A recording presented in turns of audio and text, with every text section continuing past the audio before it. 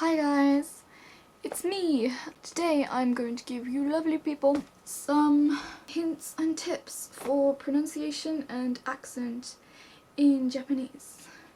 Of course, everybody has their own way of learning things. This is just how I go about it and this is how I think of it. But if you find that my techniques don't work so well, then go ahead and do it your own way. Disclaimer over. Before you start to do anything, you should make sure that you have learned Hiragana. That is this pretty little alphabet. It's the most basic phonetic alphabet in Japanese, and it is so necessary.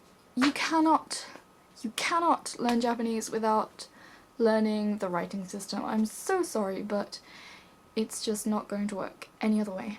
There are people who attempt to learn it using only English characters, but it's just not going to work. I'm so sorry, but it's going to mess up your accent. You're not going to be pronouncing things properly. You're not going to be able to read things like at all. You can't write. Blah blah blah blah blah blah blah, and you're not going to be thinking properly, and it's just going to be a mess. You have to learn Hiragana. Good luck with that. Okay, for those of us who have learnt Hiragana, I'm going to give you some pointers on pronunciation, because it seems that pronunciation is one of the hardest things for people to get their head around. There's not much material out there for practicing pronunciation, but I feel like it's one of the most important things to get closer to fluency. If you hear, even if it's just a few words, if you hear a foreigner speaking English in a perfect American accent, you instantly think, wow, they're good at English. But if they have a funny accent, then you'll be dubious of them, and maybe you'll speak to them in simpler words, and because you'll just assume that they're not very good at English. So that's why it's important to have a good accent. Okay, let's start. First, let's start with the basic building blocks of Japanese, the vowels.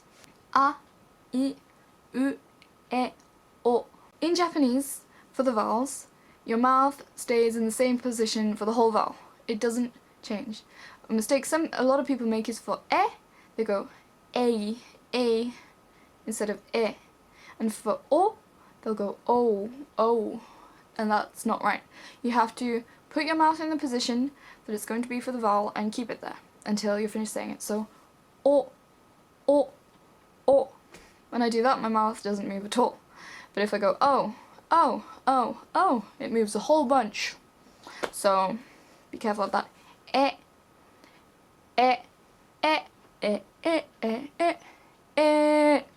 just stays in the same place. So that's a very important thing, because you use these a, I, U, E, O sounds in every sound in Japanese.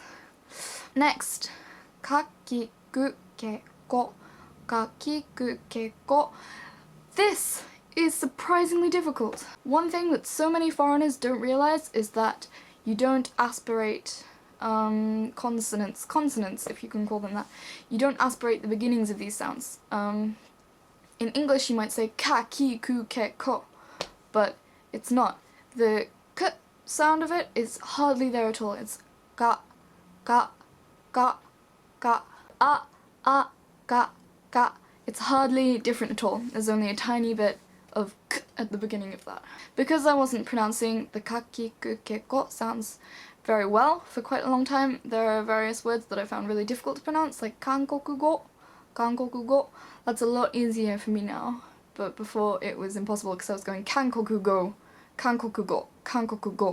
If you aspirate it too much, then it just all gets stuck in your mouth. Next, sashi, su, se, so. The main thing is the shi is not different from the rest. When it's written in English letters, it tends to be written as SHI rather than just SI, but in Japanese it's all the same group of sounds, so you shouldn't really be differentiating it too much if you just think of the fact that if you think of the fact that it kind of becomes a shi sound, and just keep that in mind and try and make all the other sounds similar. So sa, shi, su, se, so. It should not be sa, shi, su, se, so. The shi is no different to the rest. Sa, shi, su, se, so. Sa, shi, su, se, so. Next, tachi, tsu, te, to. 立ちつてと、立ちつてと. Basically the same thing. The chi and the tsu should not really be any different from the ta, de, and to. And once again, the T sound, if you want to call it that, is not aspirated. It's hardly there at all. Tachitsu te to, tachitsu te to. So basically, just try your best. Mami mume mo and nani nune no. Not really much to say though. Just keep in mind the same rules as the a, I, u, e, o. Next, ha, hi, hu, he, ho. Once again, normally hu is romanized as fu, but once again, the hu is no different to the others. It's not really a fu and it's not really a hu, it's a hu, hu, hu, hu, hu. Ha, hi, and the he, it's not he, it's he. You get this kind of hissing noise like he. Next, ya, you, yo, normal. And now the one that everyone finds the hardest. Da, di, do, de, do. Da, di, do, de, do. This sometimes gets romanized as an R sound and it sometimes gets romanized as an L sound. But what I find is it's a combination of R, L, and D. I found that it was so much harder for me to pronounce the sound when it was at the beginning of a word, but if it was in the middle of the word, I found it easier when I first learnt it.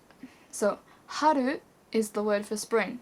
If you go haru, do, it's harder to get it at the beginning, but your tongue, the front of the roof of your mouth, that's where your tongue touches.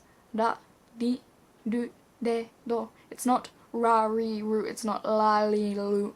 Your tongue doesn't move as much as it does when you go la. It's da, da, da, da. And so, but if you think about going da, da, da, it's like a da but with more of a flick, like it's an L. So da, da, ni, do, de, do. Yeah. So that one really you just need to practice because it's not a natural sound for non-native Japanese speakers, so it's difficult. Wa, o. This o sound, you don't really say it like wo. No, it's more of just an o sound, even though it's written like it should be wo. And basically, the you can pronounce it either like or or n. It's not n. It's not a n. It's not n. It's not the letter N. Sometimes people get annoyed when people romanize it as an M, like if they say senpai, but it doesn't make any difference. That's basically how I say it. Senpai. Ganbaru. Ganbaru. It's kind of at the back of my throat. Another thing is, when an E and an I are next to each other, it doesn't become A. It's E. Pretty much. Like sensei. Sensei. It's not sensei. Sensei. Sensei. Sensei. Sensei. Yeah, it's kind of like an E rather than an A. Same with O. It's not O, it's O. O. O-sama. And I think that's about it. Obviously my accent isn't perfect as I'm English, but I hope that those tips can help you a bit. Yay! Listening is the thing that's very important when it comes to pronunciation, and also just practice. Having conversations with Japanese people will help you so much with your pronunciation. Even if they're very simple conversations, just like, hello, how are you? I'm fine. Thank you. Blah, blah, blah. That will help you a lot. Even just like that. Because you'll be listening to what they're saying and picking it up, and you'll be practicing hearing the sounds coming out of your mouth. And another thing is listen to yourself. Listen very carefully and work out what you're doing wrong. We are very lucky as Japanese learners, because the pronunciation is easier than most languages because it won't change. Whereas in English, you have no clue what it's gonna sound like. Like, English is a stupid language. But that's off topic. Bye! I hope you have fun studying. Good luck!